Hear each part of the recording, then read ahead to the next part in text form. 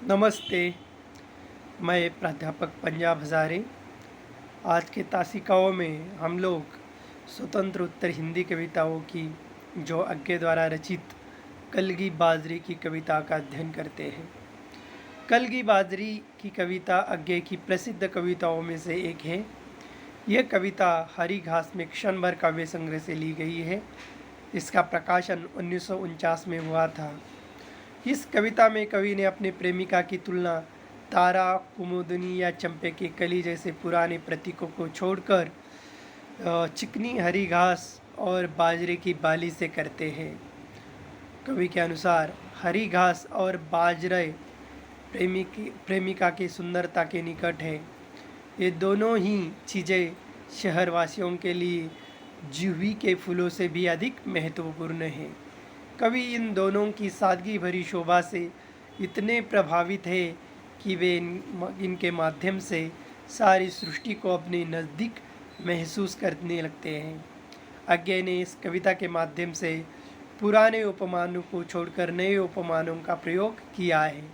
यह कविता मूलतः प्रेम और प्रकृति की अभिव्यक्ति करती है।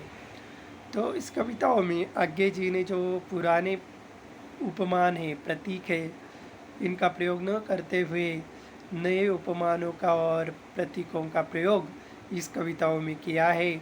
और ये कविता मूलतः प्रेम और प्रकृति पर कविता है। इसमें कवि ने प्रकृति का मानवीकरण किया है।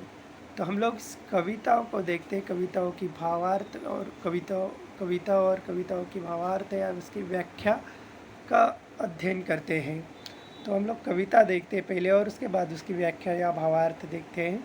तो कविता, हरी बिछली घास डोलती कलंगी छरिहर बाजरे की, अगर मैं तुमको ललाती सांझ के नभ की अकेली तारिका अब नहीं कहता, या शरद के भोर की निहार नहाई कोई टटकी कली चंपा की वगैरह, तो नहीं कारण कि मेरा हृदय उथला या सुना है, या कि मेरा प्यार मैला है, बल्कि केवल यही ये उपमान मैले हो गए हैं। देवता इन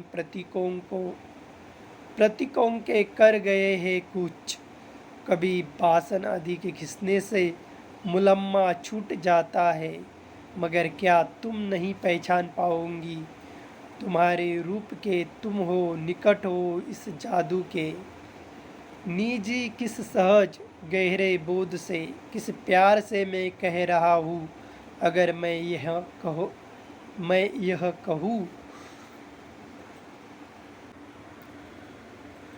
बिछली घास हो तुम लहलहाती हवा में कलंगी छरहरी बाजरे की, आज हम शहरतियों को पालतू मालंच पर सवारी जीवी के फूल से, सृष्टि के विस्तार का, ऐश्वर्य का, औदार्य का, कहीं सच्चा कहीं प्यार का एक प्रतीक बिछली घास है, या शरद की सांझ के सुने गगन की पिठिका पर डोलती कलंगी अकेली बाजरे की।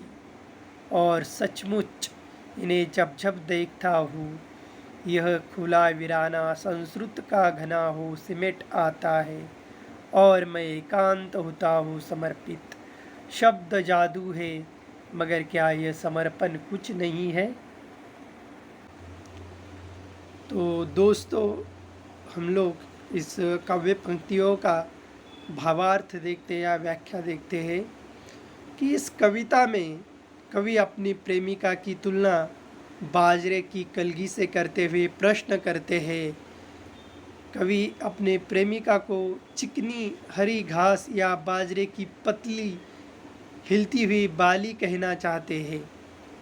कवि प्रश्न करते हैं कि अगर मैं तुमको लाल होते हुए शाम के समय आकाश में चमकने वाली तारिका या तारा नहीं कहता हूँ, मैं तुम्हें शरद ऋतु के सुबह में पाले से ढकी हुई कुमुदनी नहीं कहना चाहता हूँ या नहीं कहता हूँ, या अभी अभी ताज़ा खिली हुई चंपे की कली भी नहीं कहना चाहता हूँ, तो ऐसा नहीं है कि मेरा मन या हृदय सूना है या मेरा प्यार मैला या झूठा है। ये सब उपमान अब पुराने हो चुके हैं, यानी सभी कवियों ने इन प्रतीकों का प्रयोग कर लिया है, अतः यह घिस घिस कर पुराना हो चुका है। जिस तरह बर्तनों को अधिक घिसने से उनकी चमक खत्म होती है उसी प्रकार इन उपमानों का अधिक अधिक प्रयोग होने से अब ये उपमान भी पुराने हो चुके हैं। कवि अपनी प्रेमिका से प्रश्न करते हैं कि क्या तुम ये पहचानती हो, तुम्हारे करीब, तुम्हारे रूप के निकट सिर्फ इसलिए इन पुराने पुराने उपमानों के साथ साथ कवि ने उनकी तुलना नहीं की है।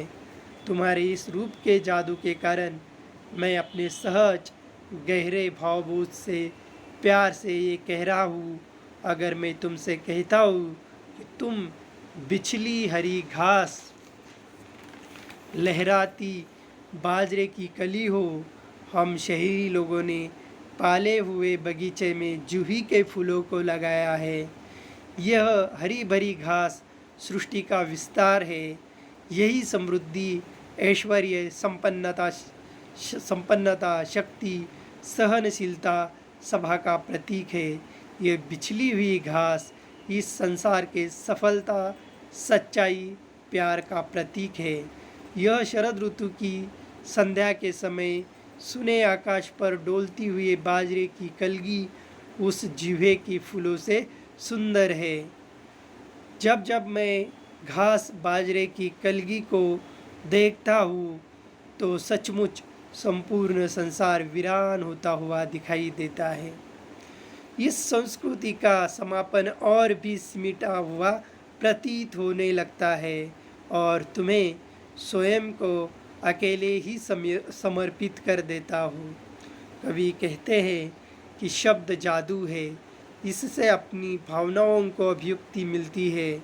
कवि अपनी प्रेयसी से प्रश्न करते हैं, क्या संपूर्ण कुछ नहीं है? क्या इसका कोई मोल नहीं है?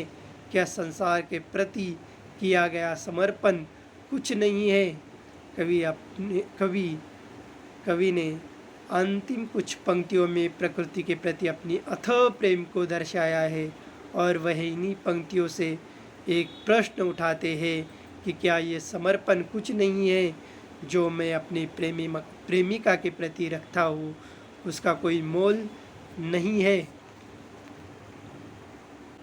तो इस प्रकार अज्ञे जी ने इस कविताओं में जो कलगी बाजरे की कविताओं में नए प्रतीकों या उपमानों का प्रयोग किया है और जो पुराने उपमान या प्रतीक हैं उनको छोड़ दिया है कि कवि अज्ञे जो है वो नई कविता या प्रयोगवादी कवि है और वो कविताओं में नए नए प्रयोग करना चाहते हैं। उन्होंने जो नए उपमान हैं या नए प्रतीक है उन प्रतीकों का प्रयोग न करते हुए नए उपमानों का प्रयोग किया है। इस कविता में कवि ने प्रकृति का मानवीकरण किया है। उसी के साथ ये कविता जो है प्रेम और प्रकृति की कविता है। तो आगे ने इस कविताओं में जो कलगी बाजरी कविता के माध्यम से जो नए उपमानों का प्रयोग किया है।